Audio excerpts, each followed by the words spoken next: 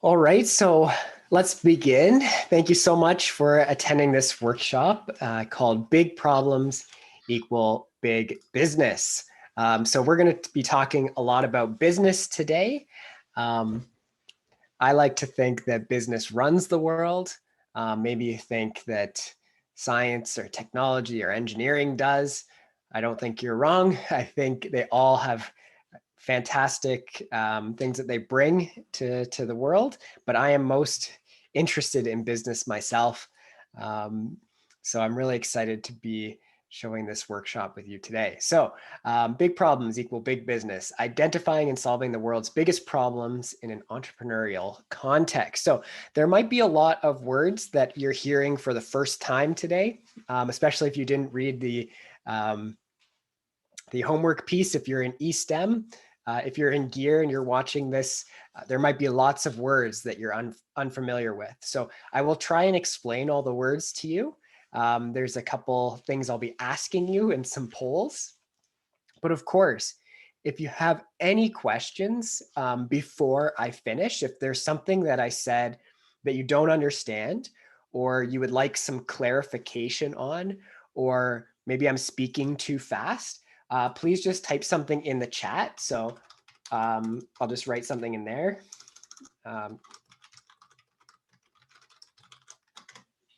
At the end of this presentation, you'll have a chance to ask me some questions. At that point, you can either ask me in the chat, or I would prefer if you ask me out loud. So there will be an opportunity to do that at the end. All right. So here's today's agenda. We're going to talk about who I am. So just in case some people haven't met me yet, but also a little bit about my background. Then we're going to talk about what is entrepreneurship and what does that mean?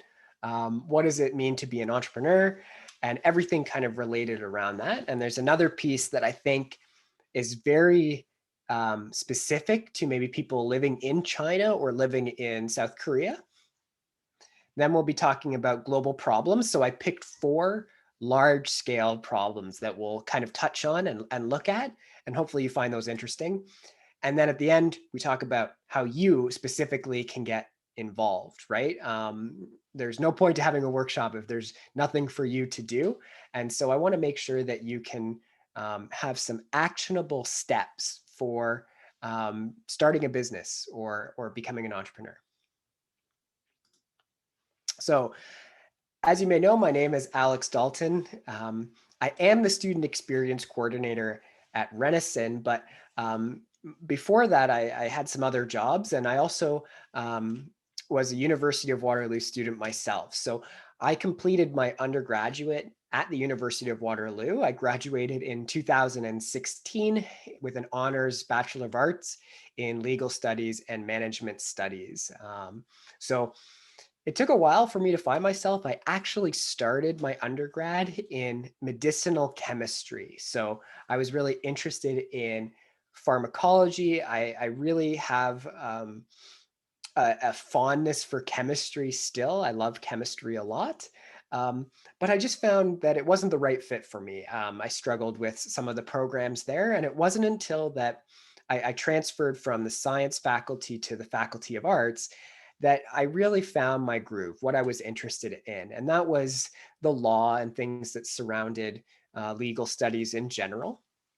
And I met some really great friends in university, and they were 1 year ahead of me. They went to law school. They graduated and went to law school while I was still finishing my last year. And I watched them pull out their hair because law school was so complicated. It was so busy. They had to read so much, pay so much money. And I thought to myself, ooh, I'm not sure if that's for me. I don't know if I just want to be sitting around reading all day. And so in my basically last year of school, I found the management studies minor courses, and management study being related to business. And all of a sudden my grades went from pretty good to really good because I found something that I was quite interested in.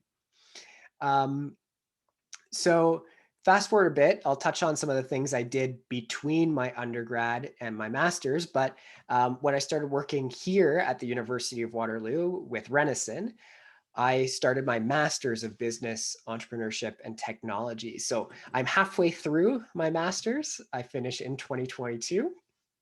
And it's been a great complement to my existing skills. It's provided me with some additional knowledge to really understand and grasp what business is about and also what entrepreneurship is about. So I mentioned that there were some businesses that I worked on and worked for in between my undergrad and my master's. And those really revolved around business operations. So how does a business function? What's its day-to-day like? Specifically, I was tasked with starting some businesses. So working from the very bottom of it, the foundation, and determining how does this business function? How does it grow? Who are the customers, et cetera. So a lot of that revolved around strategy. And then I started to change to some more advertising and marketing, e-commerce, which I'll talk about in a moment, and product development as well. So this year marks my 10th year as an entrepreneur. So that's pretty exciting for me. I'm just about to turn 29. So yeah, I basically started when I was, well, maybe 18 or 19. So maybe this is my 11th year now. So I've been an entrepreneur for a long time, I like to think, and I'm excited to continue the journey. So I want to show you some of the things that I worked on after my undergrad and that I'm currently working on now. So this is my first business, and it's the current corporation that I own. This is called Daltonomous. So my last name being Dalton, the first 6 letters there. And then the last end of it is supposed to mean autonomous, right? So Daltonomous. So autonomous driving, right? Cars that drive themselves. I started this in 2016, right after I graduated pretty much. And I thought that the autonomous industry was going to be the biggest, the craziest development in the world since we moved from horse and carriage to a gasoline powered car, because it meant that for the first time, you didn't have to pay attention to driving behind the wheel of your car. You could do anything you wanted while you were transported. It'd be like driving, sitting in a train, right? Or sitting in an airplane. It would be the same.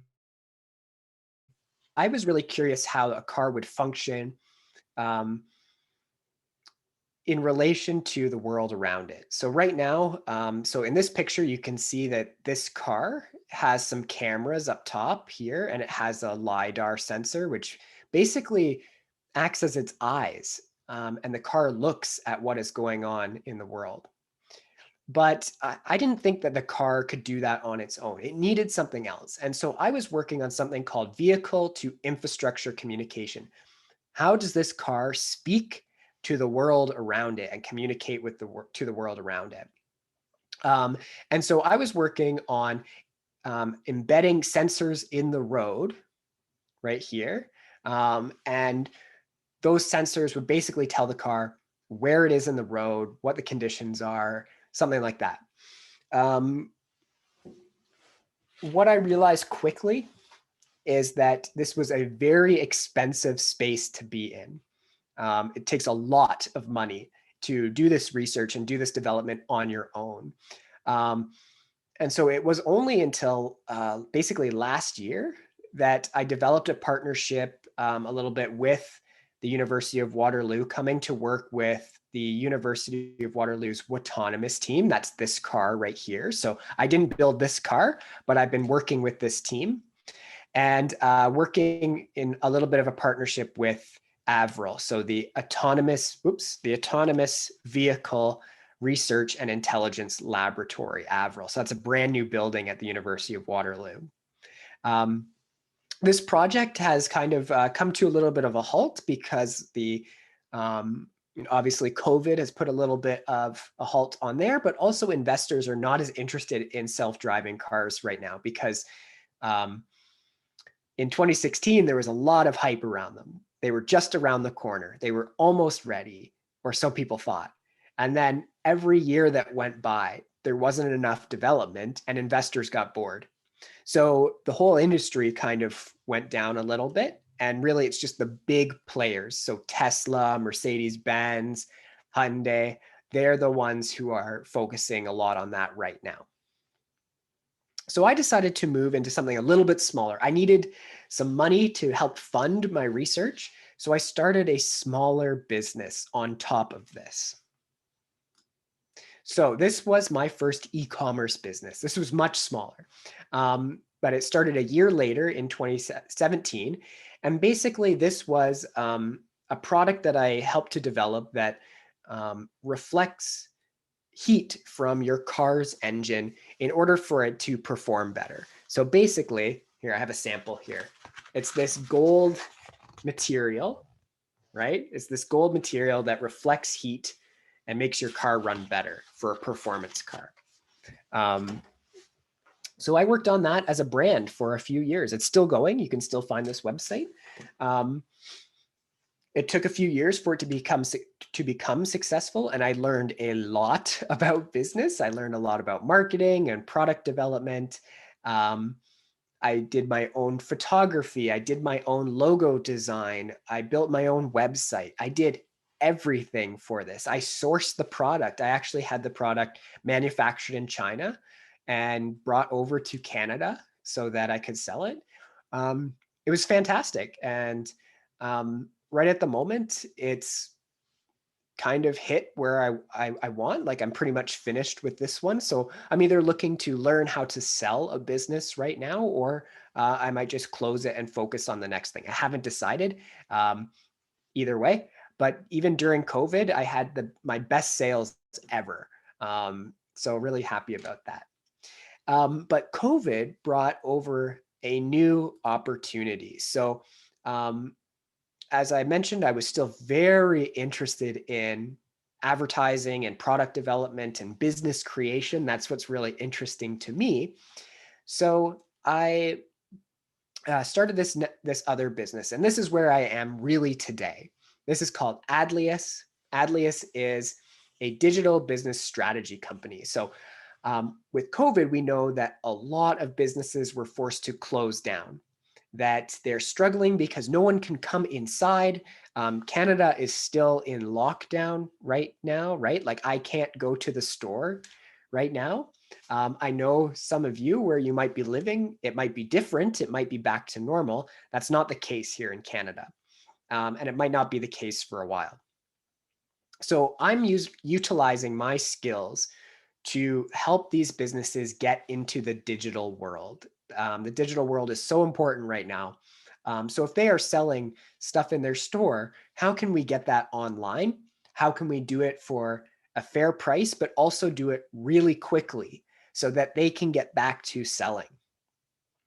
So right now I'm working with local businesses just in my city. And I'm acting as both a consultant, so telling them how to fix a problem, but also as a full service agency. So actually fixing that problem for them. So an interesting business model there. So those are kind of the three major steps in my entrepreneurial journey. And now I want to talk about maybe how you can explore that entrepreneurial journey yourself. So first, I want to ask everyone here, I'm going to put a poll up. I want to know, what do you think entrepreneur means, right? So maybe you read the assignment, maybe you just know, but please tell me what you think entrepreneur means.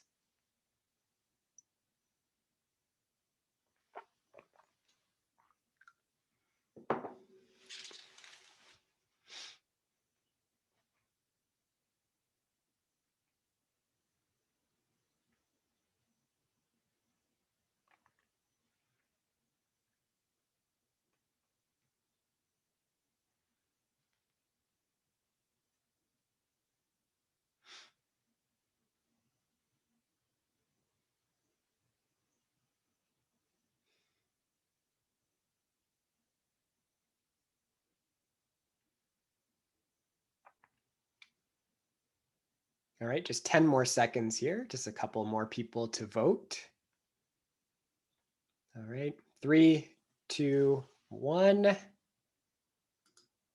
All right, let's take a look. So the number one response was someone who starts their own business and risks their own money. And close to second was someone who comes up with business ideas.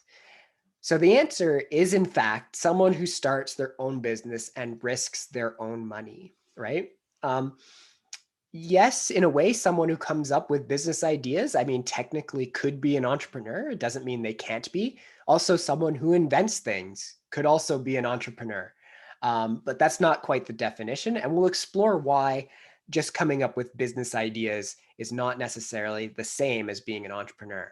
And really, we'll talk about that actionability. So taking your idea and doing something with it is the key to entrepreneurship. Okay, so there's the definition there at the top. But some key points to note about entrepreneurs is that they usually have some sort of knowledge or background in the industry that they're starting in. It's not always required, but that usually helps start up, right? Because if you know details about the industry, if you know how things are done or how maybe they should be done, you are more likely going to be successful than someone coming from the outside. That's not to say someone can't be successful coming from outside. It's just a lot harder. And really, this idea of money, taking financial risk, giving money before they find investors, it's pretty common and it's pretty key. And that's why most entrepreneurs are a little bit older, right? They could be in their 40s or their 50s even. And that's because those ages of people, they have money, right? And when we're young, if you're 18 or you're 28, you might not have a lot of money yet, right? So the other piece I want to mention is that an entrepreneur can be anyone, right? We're not just talking about billion-dollar companies. We're not talking about like being Jack Ma or someone, right? It could be someone who is a convenience store owner, right? Someone who owns a fruit stand outside, any small business. So a convenience store or an electronics repair shop. Those are all entrepreneurs because they started their own business. They've probably bought inventory with their own money. And so they have their money in a risky position. Imagine if all you bought was fruit with all your money and you had to sell it. Well, what happens if your fruit goes bad? You lose all your money. So that's the type of risk we're talking about. And it can be, relatively low. Or if you put all of your life savings and you max out your credit cards and you have $100,000 worth of debt to put your business, a big business together, you could also lose that. And that's really the risk that entrepreneurs face. And that's also why the reward is great if you succeed. But how does one actually succeed, right? So a lot of people might think an entrepreneur is just sitting there, right? And one day a light bulb pops up and they have a brilliant idea and they're excited to put that idea into a business plan and take over the world. It's not really the case, right? So that's called a eureka moment. Eureka is, something when you would say, Eureka, I found that. It's just an expression, right? But actually, entrepreneurs spend a lot of time thinking, developing a solution to a problem, planning, right?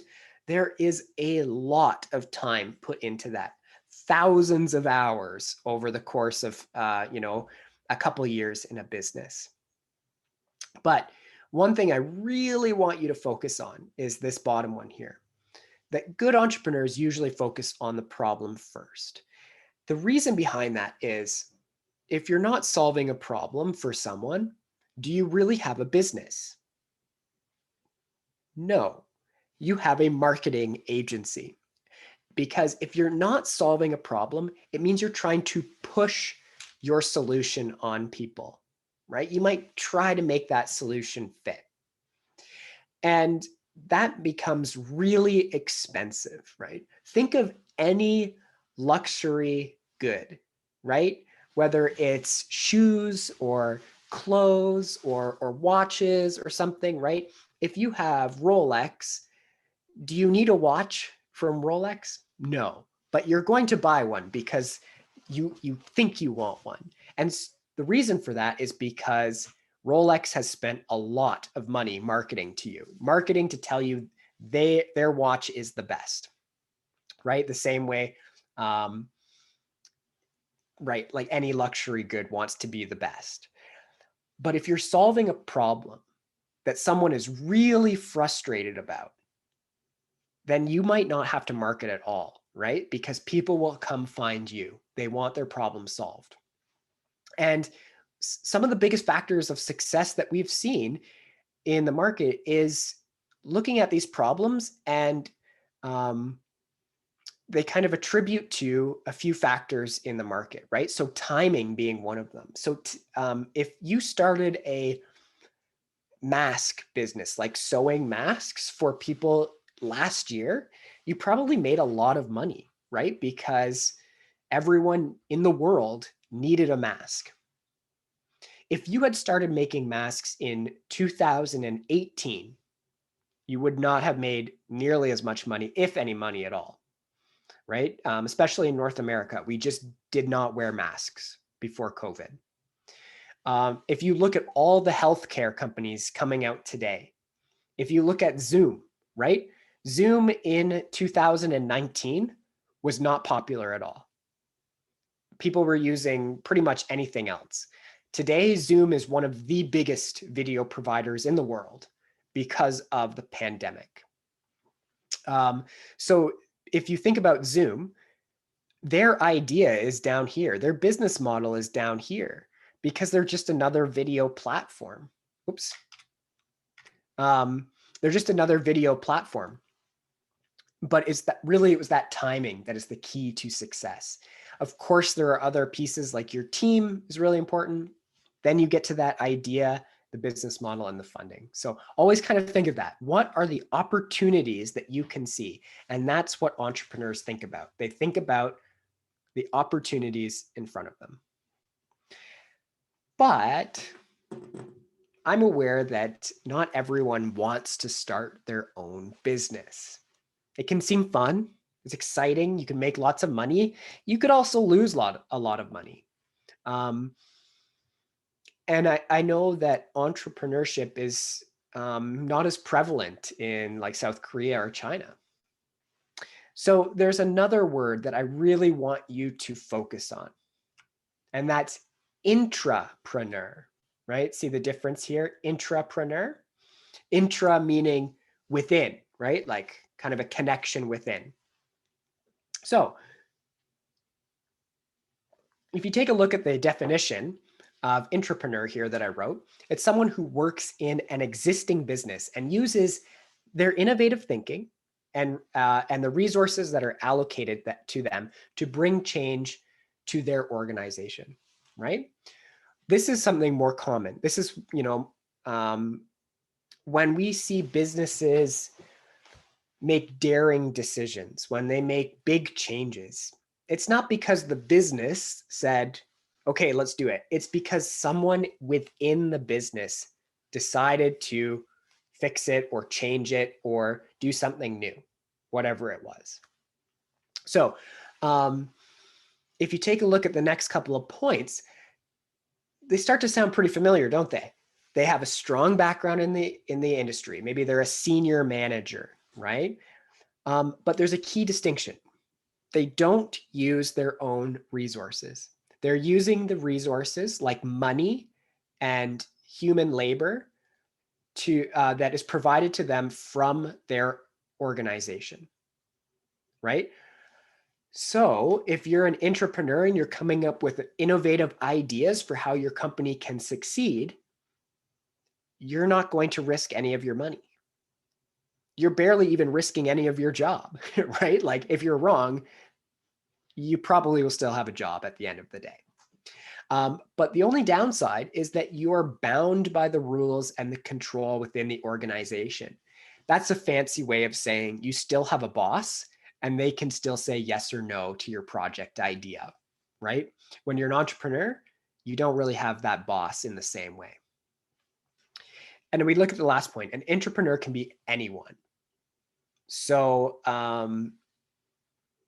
when I'm saying anyone here, I really mean anyone, right? Because if you have a job and you're working for someone else, if you're an innovative thinker, if you're looking for problems that exist in your organization or in the world that your organization can help with, if you present that to your boss, well, maybe you're just about to become an entrepreneur, right? If they take your idea and they say, yes, I really want you to do this for us, then you're an entrepreneur.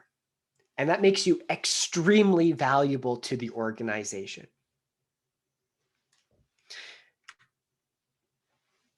This looks really familiar, doesn't it?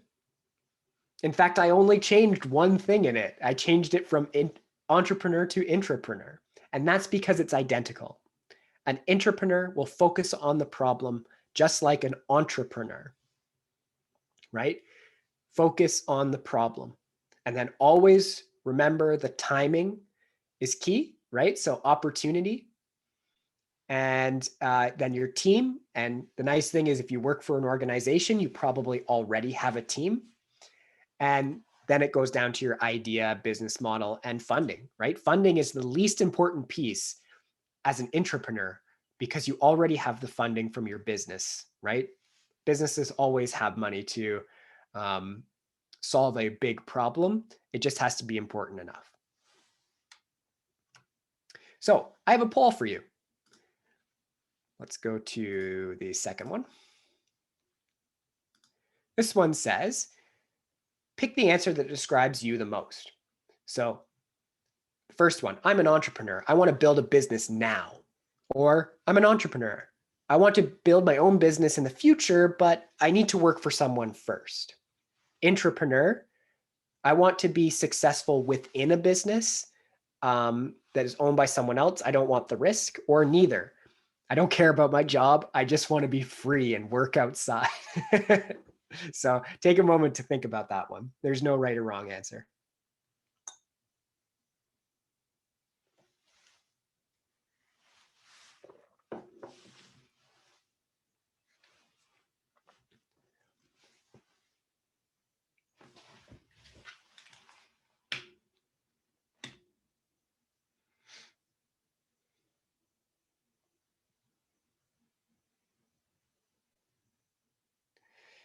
All right, a couple more seconds here. All right, 3, 2, 1. All right, let's take a look at what the class is saying. So one person said they want to be an entrepreneur now. Great, do it. I love the spirit. The majority of you said entrepreneur is interesting to you. Like, that's fascinating to me. And I agree. It's okay to wait. As I mentioned, most entrepreneurs are a little bit older. So it is definitely easier when you finished university or college, when maybe you have some work experience first, and then you start to understand the industry and be able to focus on that a little bit more. I also think being an entrepreneur is just as important, right? There are some people who might want to be the boss of their own company, but there are some people who might want to be the boss of a company that they didn't have to build, that they went through the very bottom and worked their way to the top, because there's a lot of honor in that. And there's a lot of knowledge that they can acquire from doing that as well, right? And I like that there are some carefree spirits here that they just want freedom outside their work, and that's totally fine. All right. So let's talk about some big problems. Let's see if we can inspire some things in you that you can think about in the future. So big businesses, right? We're going to be talking about really, really big businesses. They solve problems for people, major problems. And so let's go through a few of them. So the first one is digital ads. And I think a lot of you are very familiar with digital advertising, right? And how terrible it is, right? If you try and go on a mobile website sometimes and you get like a pop-up and then another pop-up, and then they ask you for your email, your WeChat ID, or, people coming into your Kakao chat or your WeChat and spamming just business advertisements, it's the worst, right? But at the same time, they're kind of necessary, right? Because companies need to advertise, right? I mean, how would you find out about Renison? How did you find out about this program? Well, because we advertised with people, right? We put our name out there, but we're an educational institution. But we still had to use evil digital ads, right? Or if you watch cable TV, if you have that at your house, there's an ad like every 5 minutes, or on your online video service, there's usually an ad every like 10 seconds nowadays, unless you use an ad blocker. And if you use an ad blocker, well, you're slashing the revenue from these websites, and they can no longer pay their own bills. Your favorite websites will go bankrupt. So when we look at this area, look at that number. Actually, that's wrong. It should say $427 billion, not million. That's a typo. $1 billion, right? That is huge. In 2022, that's next year. And of course, COVID accelerated that. Now everybody is trying to advertise online. But if you really think about it, only a small number of companies actually control the data that you can use to advertise with. So in North America, it's Google and Facebook, right? We know we have Alibaba, WeChat, Kakao, who have all your data from your messages. They know everything about you, and they sell that data to other companies to advertise, right? That's kind of creepy. It's kind of bad. I don't like it, but it's how the world is, right? And that's coming to someone who likes advertising. And now we're seeing a shift in the world where global privacy laws are making it harder to advertise. So there's this game of, let's take all your data, and then 5 years later, the government is like, no, don't take any data. And then, we're going to see a new shift in technology that will get our data some other way. So I wrote at the bottom, is the perfect advertisement the one we never notice, right? I think that's the goal of advertising, is that you don't want to be told, buy Coca-Cola, right? Buy Pepsi. You want to all of a sudden want to drink a Coca-Cola or drink a Pepsi. And why? Because some sort of advertisement was so effective that you just thought of it yourself, or you think you thought of it yourself. And that's going to be the next change, because right at the moment, we're seeing a trend that people who see bad online advertisement that is annoying or intrusive, do not want to buy from that company. And that's the exact opposite of what you want from advertising. So really cool space, I think. I really like this one personally. Telehealth. So this one is exploding like crazy because of COVID, right? And it's really showing that there was a lot of weak infrastructure and weakness within how we use Western medicine, right? So in Canada, it takes a long time to see a doctor. Like, I could call today and I might get an appointment next week, right? Like, what happens if I'm sick? Like, that's the worst. And so telehealth became pretty popular in COVID because doctors couldn't go, you couldn't see your doctor necessarily at the beginning, and it's still pretty tough now. So what they've done is they've decided to use the telephone, or they've used like video chat. finally, like, why did it take so long to do this? It's amazing, right? A doctor could see so many more patients this way. You could see people from different sides of the country. You could see specialists really easily. And that's why this market is $192 billion by 2025. And it's growing at one of the fastest on here. It's growing so fast, like 25% a year. But some of the problems they face is, how do you test a patient for their symptoms? You can't take their blood pressure. You can't listen with a stethoscope. You can't take their temperature, right? So how do we bridge virtual medicine, like virtual interaction, with the physical need to monitor something or get the vital signs from people? There's also some other issues that older generation, like your grandma, your grandpa, might not feel comfortable using this or might not know how to use this technology. And that's not great because the old population is one of the biggest populations. So finding a way to perfect telehealth is where lots of money can be made. Space technology. I hope someone recognizes this picture. That's a real picture from when Tesla, Elon Musk, launched a car with a dummy in a spacesuit into space, right?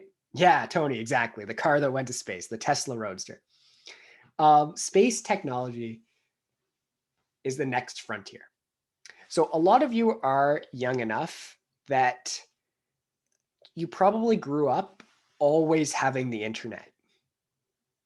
But there was a time that the internet didn't exist. And that time was when I was a little kid. When I was like 4, the internet became about, right? It was invented and went worldwide. But for you, you've always had the internet. But the next generation, yes and no, the next generation will always have this new space technology because it's happening right now. And it's so fascinating. So we're talking about big infrastructure, big technological change. So if you look at the number, it's the biggest one on here, $800 billion by 2030. That is crazy. And some of you put it in the chat, SpaceX, right? There's Blue Origin from Amazon. SpaceX is Elon Musk from Tesla. I'm sure in South Korea or in China, there are some projects as well to do space like communications. So one of the biggest we're seeing is the ability to put up lots of satellites and provide internet to everybody on Earth. Because right now, not everyone has that ability.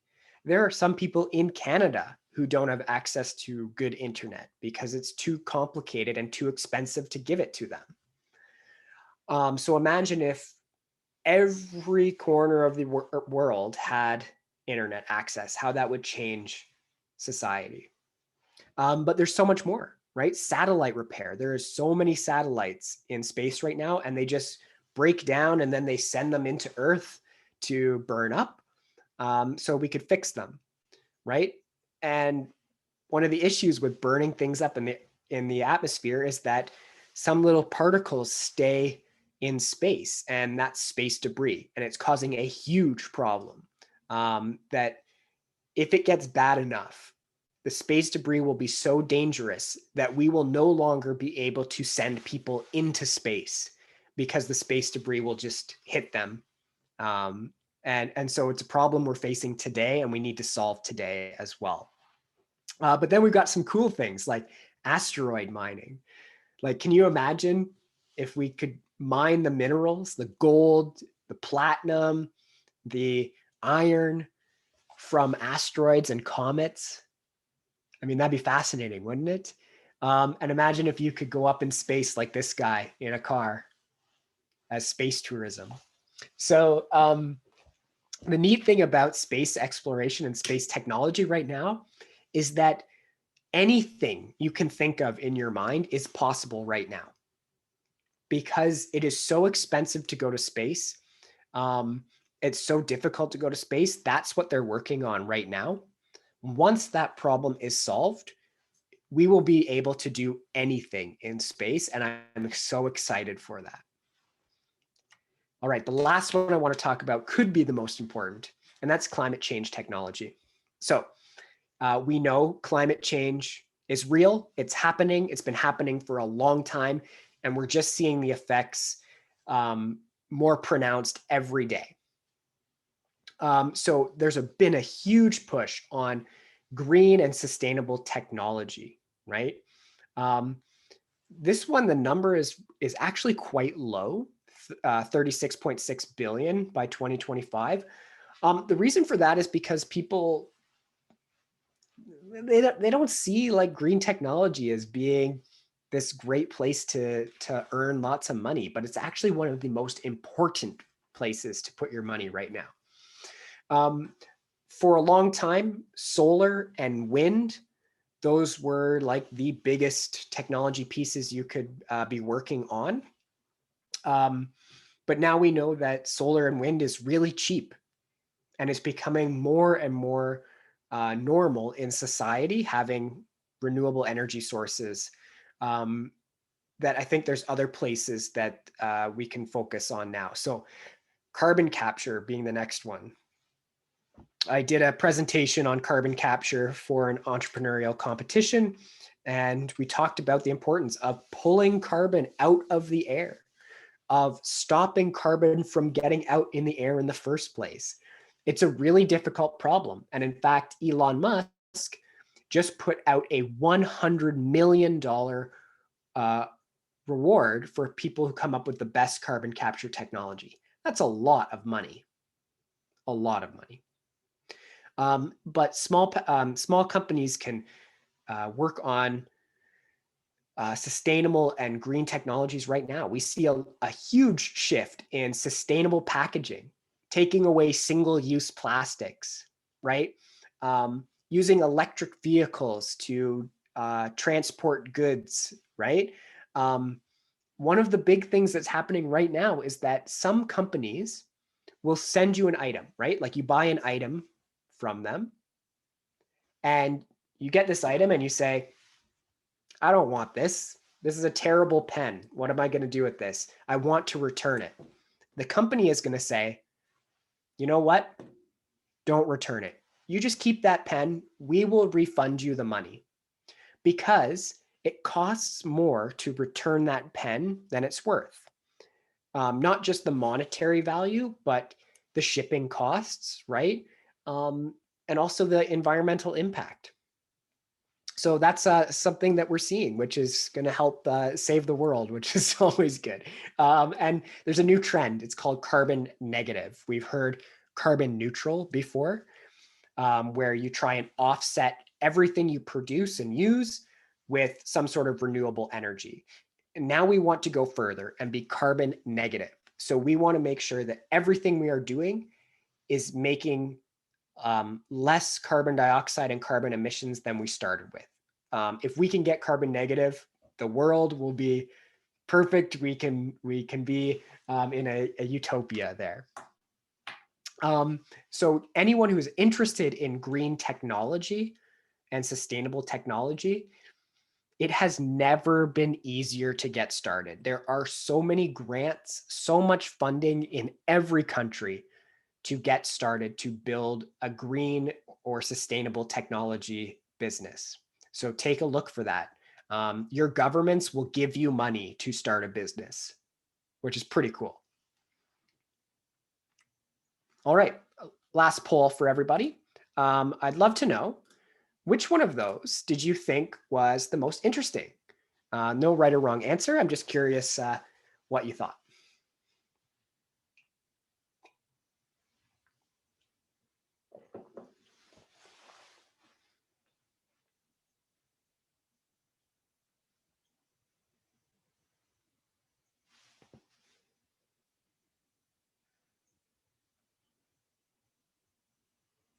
Sorry, Jack, you can only do one.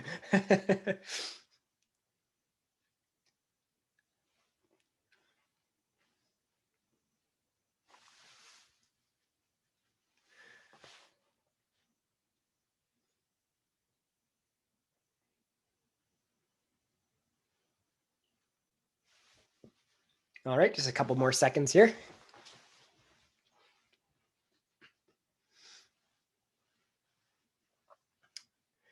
All right, 3, 2, 1.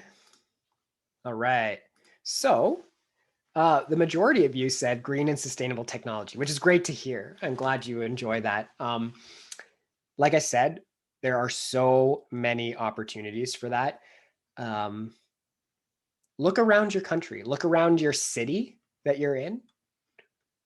What is like the biggest litter, like the biggest garbage that's on the ground, if there is any garbage, depending on where you live? Look at what people are using all the time and consuming and throwing out. Because if you can replace that with something they use more than once, you might have a good business, and it might be pretty easy to do that. So green, sustainable technology is a brilliant place to start if you're interested in starting a business. And there are so many companies that will be hiring young people, right? So if you can find companies that are in that space and you want to be an intrapreneur, then that's a fantastic place to start. Space technology, really fascinating industry, right? Very expensive, very expensive. And so to get into space technology today, you would have to work for someone. But that's okay, right? Working for someone means there's no risk, right? You're not risking your own money. But right now, space being so complex, you would pretty much have to start working with someone. And telehealth is huge right now. So if you're in telehealth, that could be something you start today. Like you could be a service provider. You could figure ways about hiring telehealth professionals. How could you connect someone like a doctor from China to a patient in Canada, right? Like that'd be kind of interesting. All right, so just the last part of the presentation here, so we can leave a couple minutes for Q&A, is how can you get involved, right? This is all good talking about it, but how today can you get involved, right? And we're going to talk a little bit about just creating a map. So creating your map, I'm talking about like your mind map here. I want you, it's hard when you're young because you might be interested in lots of stuff. You might not be interested in anything at all, right? And that's totally fine. It took me a long time to figure out what I was interested in, more years than I would like to admit.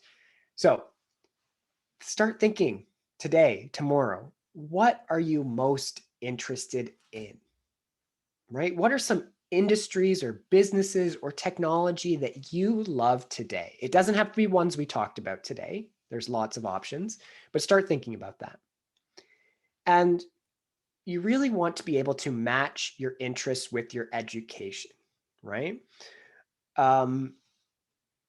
Because you're in eSTEM, some of you are in eSTEM or maybe students in gear, it most likely means that you're interested in some sort of technology, right? So that might mean you have a computer science degree or a sciences degree or an engineering degree, right? If you're in arts, like I was, it's a little bit more difficult to start a technology business. You have to understand technology, right? It's not impossible, but it is easier if you start in a technology education background and go into a tech job that way, right? So match your interests with your education where possible. But like I said, sometimes that's not possible. So other ways to do it are joining clubs and societies and volunteering. So hopefully your school, your university, if you come to Waterloo, we have a lot.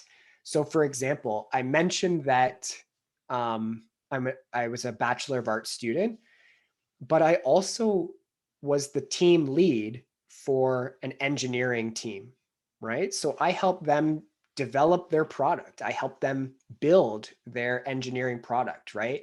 But I also ran their team, like logistically. And so I became really comfortable with working with engineers, working with mechanical, electrical, and composite engineers. And now in my master's, I'm also working with the autonomous team and the driverless car team there, right? So I'm still deeply entrenched with them, but I'm not an engineer, and you don't need to be, right? You just can work with them and find your spot with those clubs and societies. Volunteering, so volunteering with organizations, right? Find a business that you're interested in, see if they have a volunteer program or a summer program that you can join, because at the end of the day, you're increasing your network, right? You're meeting new people, you're talking to more people. And if you want to be an entrepreneur, you need to have a solid network, because knowing lots of people helps you discover problems and helps you solve problems as well. All right, so a couple places that you can volunteer, or sorry, some societies and stuff that you can join at the University of Waterloo. We have our School of Business, where I'm taking my master's program. We have a business incubator, right, called Concept, which helps young students like you start businesses, which is really neat. They can give you lots of free money if you're really good at competitions. And Communitech, which is in our city in Kitchener-Waterloo, which helps companies grow really big. So if you come to Waterloo, there is a lot of opportunity to start and grow a business. So thank you so much. That's the end of my presentation. I would love to listen to some questions. So I'm just going to stop my share here. If you want to ask a question, you can ask it in the chat and type it, and I'll read them. Or in Zoom, you can go to reactions and you can raise your hand like that, and you'll see the hand icon, and I'll call on you. Okay.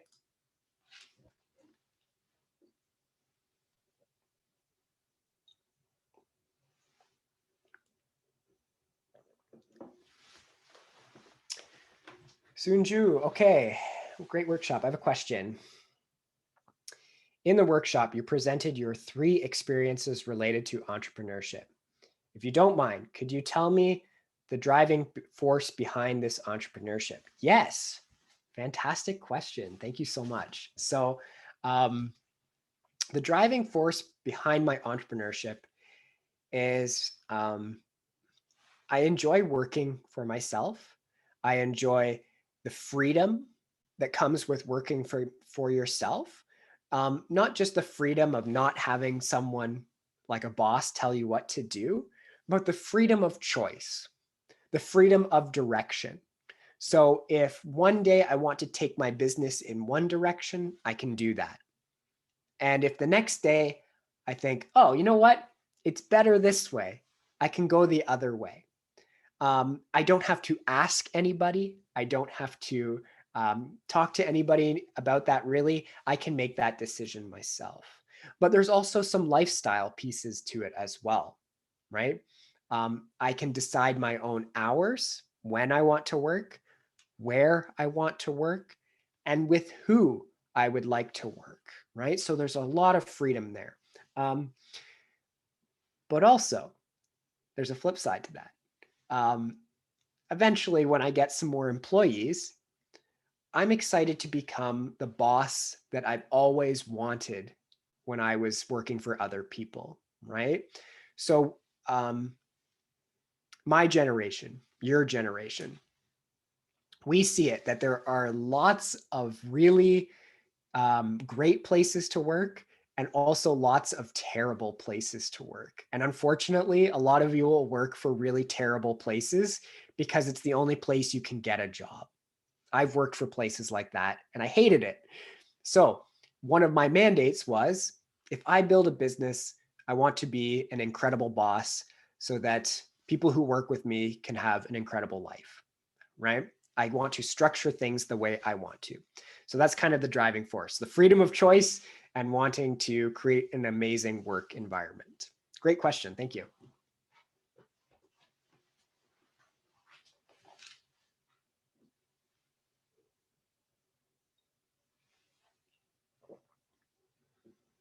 Don't be shy. Love to answer some more questions.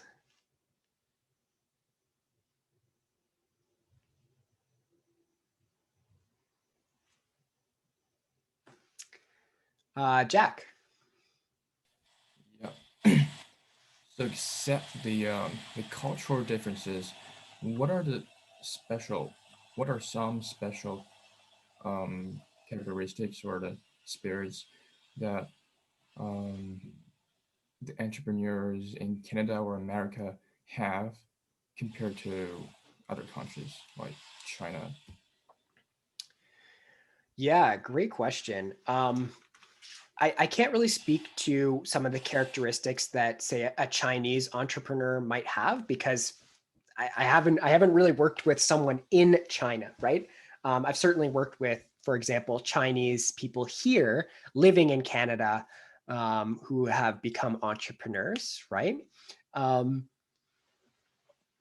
some of the characteristics that, say, a Western entrepreneur might have, the desire to make it big, right? I think there is an allure to make a lot of money, right? Especially in America, in the United States, that's what their country was built on, right? The American dream. Start from nothing and make a lot of money. Does that happen a lot? I don't know, probably not, but it's a dream, right? In Canada, we don't really have that same dream, but there's always a desire to be self-sufficient, right? To not have to worry about money, to do the things that you love. There's a saying that you can, um, if you love your work, if you love your job, you'll never work a day in your life, right? And that's to say that if you love working, if you are really passionate about the industry or the topic or the problem that you're solving, it will never feel like work. And I think that, that speaks to me a lot. Um, in North America, we have a very work centric culture that is fairly similar to the work centric culture of various East Asian countries, right? You work a lot, you work hard. That's different than European countries, right? Where you work just enough to survive, and then you go out and you have fun with your friends and in society, and you drink champagne in the streets of Paris, right? They have a lot of fun. And so that would be a similarity, that grind, that work culture, right? um, when I talk about entrepreneurship in, say, Korea or China not being as big, I say that as a generality, right? Just from the students I've spoken to in the past, the entrepreneurship is not really on their radar. They want to work for a big company, right? It's safe, it's reliable, you can provide for your family, right? And I think a lot of people, both in North America and in East Asia, whatever country it is, um, want that safety factor as well. It's almost a human nature piece, right? So those would be some of the things there. Sinem, I'll go with you. Hi, everybody. Alex, it was an amazing workshop. Thank you. So I just want to touch on a base upon Jack's question. Jack, I think it's a very good question. Yesterday, I don't know which day, yesterday or the day before, we were talking some cultural differences about about this topic, and I was talking to gear students. And for example, in Alex's story, he's had one of his first companies. He decided to set it up just after graduation, right, Alex? Yep. So we were just talking maybe in Korean culture or in Chinese culture, maybe it is not very welcomed. Firstly, firstly, in developing countries like China or in Turkey, firstly, we want to secure our place, maybe at a government job or somewhere else, then save some money, like to have a business, something maybe after retirement. Because I don't know, like I think this is one of the most important cultural differences. I'm not sure about China, but I was just asking some gear students, and I said, if you tell your parents when you finish college, hey, mom, dad, I have a great idea. I'm going to set up my own business. What do you do? And they said, No way. So yeah, I think it is an important cultural difference. Thanks for the question, Alex. Thanks for the time. Jack. Okay, perfect. Bye bye. Yeah, Thank you for thanks. explanation. You know, I Thank think you. I think there's another piece just to quickly add to that, that in North American culture, um, typically the parent has a decent amount of money and they've saved for their retirement, right? Retirement savings is a huge piece. So they are set, they are okay monetarily, right? And that allows a little bit more freedom of their children to go and start a different life versus maybe in your country or your culture, you will be paying to house or take care of your parents in the future. And because of that, you need to earn a decent amount of money and you need to earn that consistently. And so starting a business is too risky. Yeah, may Right. I just add something about it? Yeah. I Yeah. think the burden on Chinese students is bigger because I was reading an article recently and it was talking about 1-2-4 problem. I mean, as a result of the one-child policy, it was talking about 1 kid, 2 parents, 4 grandparents. So maybe you need to make a lot of money to take care of your parents, of your grandparents. Yeah, definitely. It changed the balances. Yeah. Absolutely. Absolutely. Okay. Lee, you have your hand up. Yes, I just want to ask that do you feel that areas that are technically difficult and have a small audience are worth of effort? So just for example, I want to develop as accelerators to serve the problems of physics being slowed down by the limitation of experimental means. So this is definitely very difficult, and maybe this is just useful for their physicists. But do you think it is worse? And maybe it cannot be success. Do you think it is worse to choose those difficult questions to like develop? Yeah, good question. There's two pieces to that. The first one is, are you inventing a technology, right? Because if you're trying to invent a technology, no matter what the audience is, that's very difficult, right? There are so many steps to inventing. You have to create something, patent something, market it, produce it, and give it to your market, right? And eventually someone will clone whatever you made, they'll make a better version of it, and then you have competition, right? So inventing itself is a very difficult business model, right? Because there's a lot of work on this side before you even start selling anything, right? And so that's why when we talk about entrepreneurship, yes, people can invent things. They, sure. But we really are looking at more business models. How would you take maybe an existing product and create a service around it, or find another business model for it? Those are what really we find as opportunities, right? For developing a mask, like making masks, people are not inventing new masks; they're just making cloth masks, right? So you have to be careful about inventing. But your question was also about the market. When we talk about business, we talk about market size, both in how many people we can reach, so total addressable market, right? But also really there's a dollar figure attached to that as well. So for example, if your total addressable market is 1,000 people, that's really, really small. But if you are solving a problem that all 1,000 of those people or companies need fixed, and you're selling something that is $10 million to them, that's pretty good, right?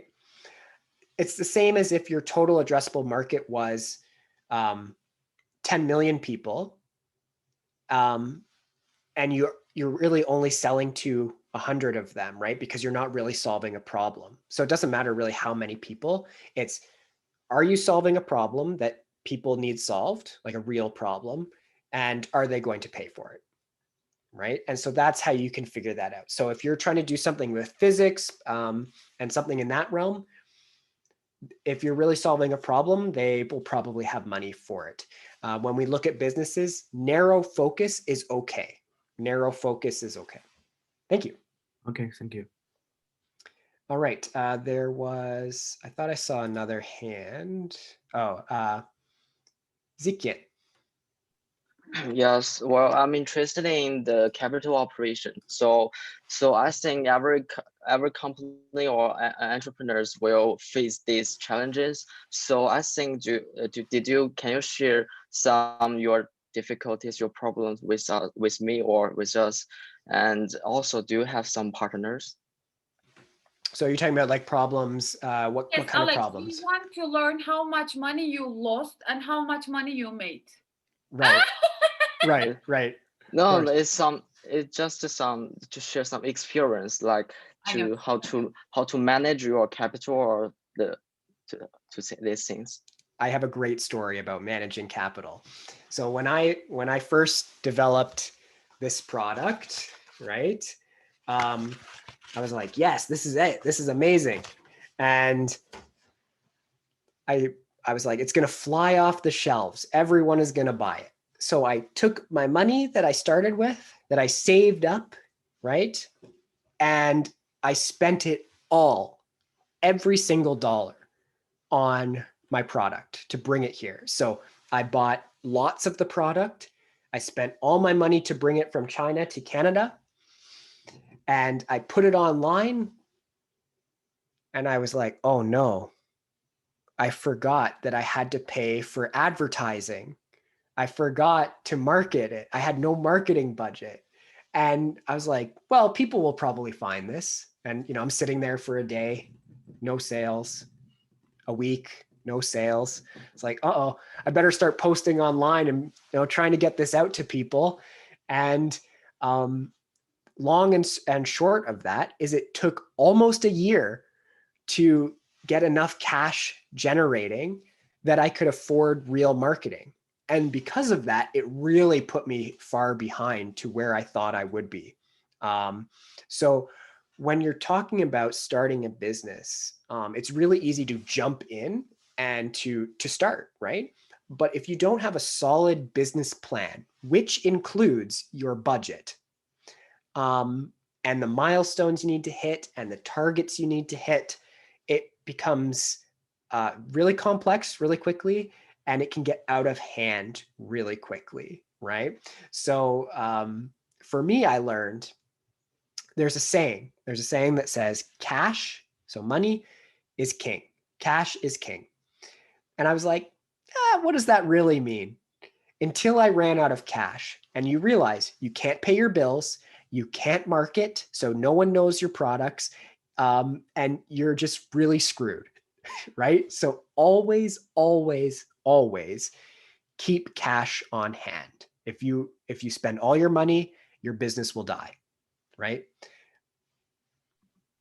Okay, so you mean that you do all the things by yourself without any partners? Yes. Yeah, at the moment it was all on my own. As I'm expanding now, I'm looking for some partners because it's a lot easier to expand and work with more people because they bring in other skill sets and they bring in money as well too, right? So that's really important. Yes, and as I think is that when the company wants to make make bigger, and they need to loan and to make the capital chains. So I think the cash maybe it's important, but they want to manage it is loan, and it's not only the cash. Yes. Yes, that's right. If you can get a loan, right? If you are a large corporation and you make millions of dollars, you can get a loan, right? Because you have assets, you have a track record, you have sales history. If you are a new business, it is very, very difficult to get a loan from the bank. It is very difficult or expensive to get financing from a bank, right? If you can get it. So just keep that into consideration. It's not as easy to get financing as it once was without putting up your house, for collateral or your car or something else. So if you can run a business without a loan or without like big financing, it's better. It's just hard. Okay. Okay, I'm going Thanks a to, lot. yeah, no problem. I'm going to answer some of the questions in the chat quickly. Okay. Tony is asking, how can we determine whether a new skill or new knowledge are beneficial to us? Great question. Everything that you learn is not necessarily going to be useful later on, right? When you're in high school, you learn a very broad range of subjects, right? Once you start developing your interests, once you start developing your base of skills, you'll start to see what direction you might want to go into. And you'll start to see, oh, yes, I remember learning that from math class, right? And you'll start to, pull in these skill sets that are good for you. But what will really change is when you start seeking out skills to develop, right? So all of you came to eSTEM because you probably wanted to improve your English. You probably wanted to learn a bit about science and technology, right? So that's going to look for a skill. I am a huge proponent of lifelong learning. You are never done learning, right? So whether it is a graduate degree, PhD, something formal like that, or just learning new skills from online learning, which is very popular nowadays. I can't tell you what new skill will be beneficial, but I think you'll be always seeking out new skills. How